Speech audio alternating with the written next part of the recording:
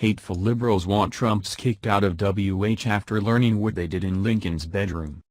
It's no great secret that liberals don't like the Trump family. In fact, their disdain has grown to the point that many seem to be willing to stall the progress that our current commander-in-chief is trying to make, so he can't take credit for any of his accomplishments. One of their favorite things to accuse him of is nepotism. Whether toward his businesses that are still functioning or his children who work as his advisors, they're pretty furious about all of it.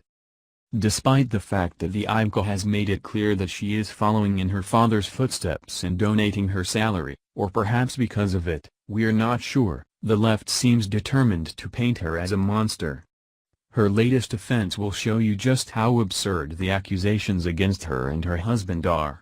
According to the Daily Mail, the latest infraction actually had to do with her working too hard and daring to stay the night at the White House. The 35-year-old revealed in a recent interview that she and her husband spent their first weekend staying at the White House, where they were given the Lincoln bedroom, one of best-known guest suites in the presidential property. It is the first time that IMCA has spoken out about the couple's stay in the room, which was first created under the Truman administration, and is usually reserved for visiting political heavyweights. Terrible, I know. They slept in a bedroom that diplomats usually sleep in. The thing about the White House is that it's the house of the president, and he can put anyone in that room that he wants. Considering all the preferential treatment that all the other first kids have gotten over the years, it doesn't seem out of line that one of them might sleep in the White House, but then I don't hate them all on principle the way the media seems to. She also shared the supposed horrific details of how the couple came about staying in the famous suite.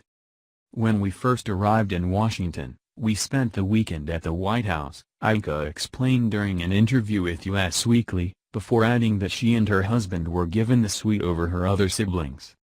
Jared and I stayed in the Lincoln bedroom and my siblings all stayed over as well, she noted.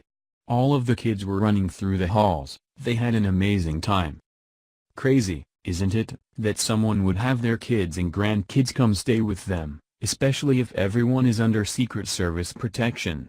However, the Trumps just can't seem to do enough things to justify their place in Washington in order to appease the political talking heads. The Trump family has given up quite a bit in order to truly become public servants. They're not looking to make a quick buck. In fact, they're probably losing more with their positions at the White House than by running their respective companies. They're also giving up on family life in order to spend time making the country better for all of our families. In the interview, the mother of three also opened up about her life in Washington, her ongoing struggle to balance her White House role with motherhood, and the sacrifices she has had to make in order to focus on her job as a senior advisor to her father, President Donald Trump. Speaking about how she juggles motherhood with such a demanding job, IMCA admitted that she finds creating and maintaining that balance incredibly difficult, noting that some days I do a really good job while other days, I don't.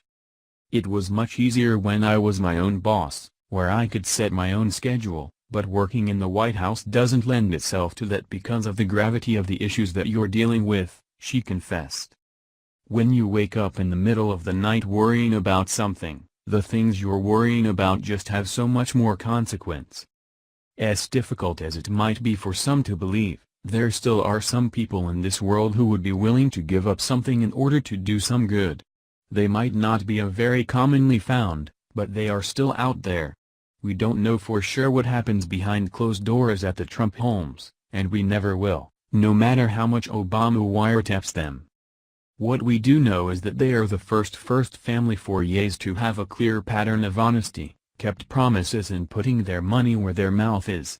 They're never going to be perfect, but by all accounts, they seem to be trying hard to look out for the interests of the country, and that's good enough for me.